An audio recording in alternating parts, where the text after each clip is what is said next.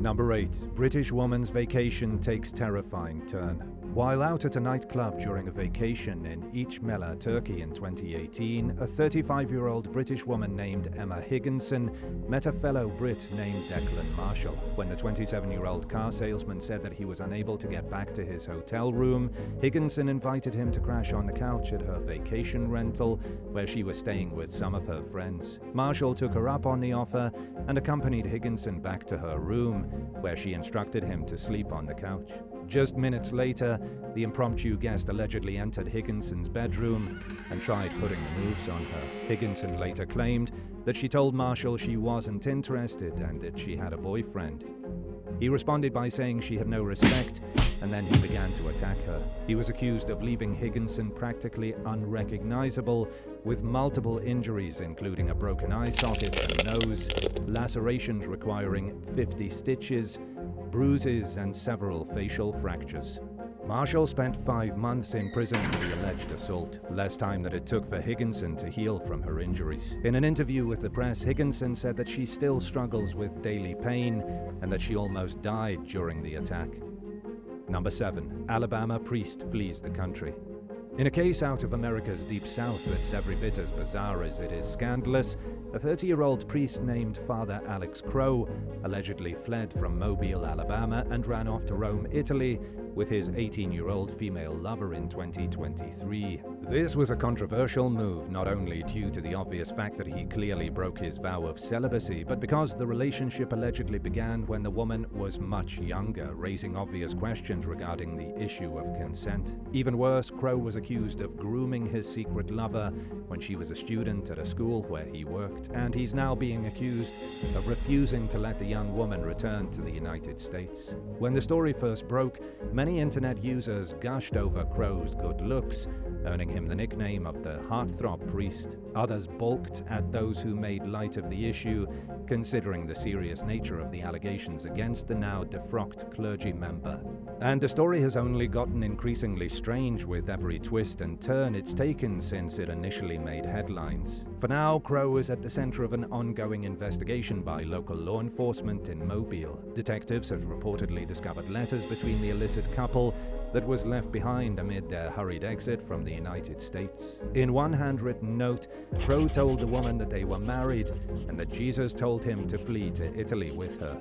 According to Mobile County Sheriff Paul Birch, Crowe may have taken his lover to Italy to have an exorcism performed, but it's now clear that he is keeping her there because he's on the run as a fugitive from the law. In a statement, Birch described Crowe as being obsessed with demons and exorcisms. In August 2023, a lawyer representing the family of the woman who went on the run with Birch claimed that he managed to find the teen, but that Birch is refusing to let her leave Italy. According to the attorney, Christine Hernandez, several of the woman's relatives traveled to Rome and physically tracked her down. They've accused Crowe of taking away her cell phone, taking other measures to block her attempts to go home, and otherwise limiting her contact with the outside world. Hernandez further claimed that Crowe refused to cooperate when confronted by the girl's family members, and that he instead called the police. To make matters even more disturbing, families back in Alabama have come forward with disturbing allegations of misconduct against Crowe, including claims that he paid certain students to attend his confessions. He's been accused of other inappropriate behavior, but as long as he remains in Italy, there's no way of holding him accountable for his alleged crimes. According to a recent update on the case, the sheriff is currently seeking text messages and other phone-related records detailing Crowe's contact with the young woman. Whether or not the disgraced former priest will be charged with a crime and extradited to the US remains to be seen. Number 6. Fired factory employee refuses to leave. Early one morning in 2023, officers with the Madisonville Police Department in Kentucky were dispatched to a local plastics factory where a recently terminated employee was allegedly refusing to leave the premises. A supervisor at the facility told responding officers that he fired 20-year-old Ashia Redmond, who apparently wasn't ready to say goodbye to her job. While it's unclear why Redmond was fired, she was accused of refusing to leave and throwing things at the supervisor. When police arrived, the young woman was sitting in her vehicle. She allegedly refused officers' attempts to make contact, stating that she needed to cool off before having a conversation. According to a police report, officers told Redmond that she was welcome to cool off, but that she had to leave the property first. She allegedly refused, and when an officer repeated his request for her to leave the property, she rolled her window down and began screaming. Officers claimed that Redmond rolled the window up, and when they tried removing her from the vehicle, she allegedly screamed, cursed, kicked, and tried pulling away. She was still screaming when the police moved her into a cruiser and arrested her for disorderly conduct, criminal trespassing, and resisting arrest. Redmond was released on her own recognizance, pending the outcome of the case. Number 5. Creepy soccer official will not resign. Spanish soccer official and former pro player Luis Rubiales made news headlines around the world for all the wrong reasons in 2023 when he kissed midfielder Jennifer Hermoso on the lips following her historic victory against England during the Women's World Cup. The 46-year-old planted a smooch on a female player's face in plain view for the entire world to see during the team's medal ceremony, and he hasn't tried to deny the obvious.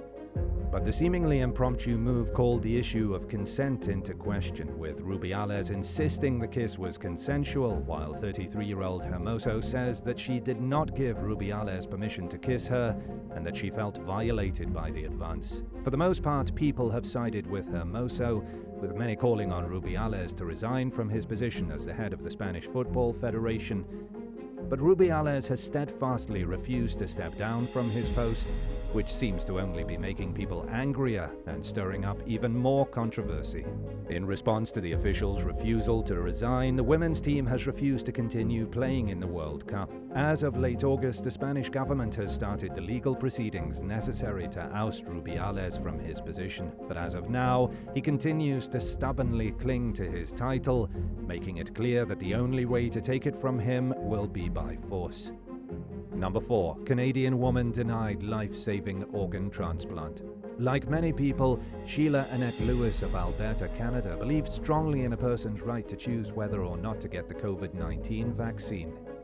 She chose not to get it, and the consequences of that choice were not only life-changing, they may have been life-ending. Back in 2018, 2 years before the coronavirus pandemic began, Lewis was diagnosed with an illness that, without an organ transplant, had a terminal prognosis. In other words, she needed a new organ or she would inevitably die. She was placed on a transplant list in 2020, the same year the pandemic began, but was told a year later that she needed to get the COVID-19 vaccine in order to remain eligible for a new organ. Lewis was uncomfortable with the idea of getting the vaccine, and she certainly wasn't the only person who was reluctant to trust it, but she unfortunately was among a very unfortunate handful who made the decision not to get the shot, knowing that it may change their future dramatically. She argued that the requirement to get the vaccine in order to receive a transplant violated her charter rights, which is essentially the Canadian version of an American's constitutional rights. Simply put, the term refers to a person's guaranteed rights under the law in their country. Lewis challenged the case in court, but the court ruled that none of her rights were being violated by the decision to deny her a transplant based on her refusal to get the COVID vaccine. According to the ruling, the charter does not apply to clinical treatment decisions. The Supreme Court shot down Lewis's attempt to escalate the case, and Lewis remained committed to her refusal to get the shot. She passed away in 2023. Number 3. Army vet loses apartment. After being injured while serving for the US military in Iraq and Afghanistan, Army veteran David Palasek got a service dog named Checkers, who helped him heal from both his physical and emotional wounds. In 2014, Palasek and Checkers moved into a rental property in Bandera, Texas. His landlord told him that he needed to pay an extra fee to have a pet, but because Checkers is a service animal, he didn't think he should have been required to fork over a single cent. And he refused to do so, even after he was hit with a $2,500 bill amid a long-standing dispute between him and his landlord. At some point throughout the case, Palasek changed the locks on his home, at which point he was hit with an eviction notice. He accused employees of the realty company that owned the property of entering his apartment when he wasn't home, which he claimed he never gave them permission to do. Years later, the case remains at the center of a disagreement between the parties involved. A representative for the realty company told local station KHOU that Palasek wasn't evicted and that he left the property in a dilapidated condition. Meanwhile, Palasek went to the news in hopes of raising awareness about the predicament he ended up in after he thought it wasn't possible for him to be evicted for having a service animal and refusing to pay the pet fee. He accused the landlord of forcing him out of his home, even though he suffers the lasting effects of multiple injuries and is considered 90% disabled. But a judge ultimately signed the eviction notice, and Palasek gave up on trying to win the case, opting instead to simply move on with his life. Number 2. AntiCop Bakery sparks controversy. In an era when more Americans are calling police out on corruption and abuse of power than ever before, opinions on whether law enforcement is a good or a bad thing are deeply divided, and some views are more extreme than others, as one San Francisco bakery proved in August 2023 when its staff refused to serve officers in uniform. The incident in question happened at a local bakery chain called Reams, according to the San Francisco Police Officers Association, which took to Twitter to vocalize its disapproval of how an officer was received by the bakery's employees. According to the police union, the bakery has a strict no cops policy, and a staff member was happy to uphold the rule when the officer who was denied service tried placing an order. A Reams representative reportedly confirmed that the bakery does not serve anyone armed and in uniform, which presumably includes members of the US military. In a statement, the company touted the rule as an anti-gun policy that was created in an effort to encourage social and racial justice and to create an environment where everyone feels safe and welcome. But many people have accused the no cops contingency of being discriminatory and bigoted.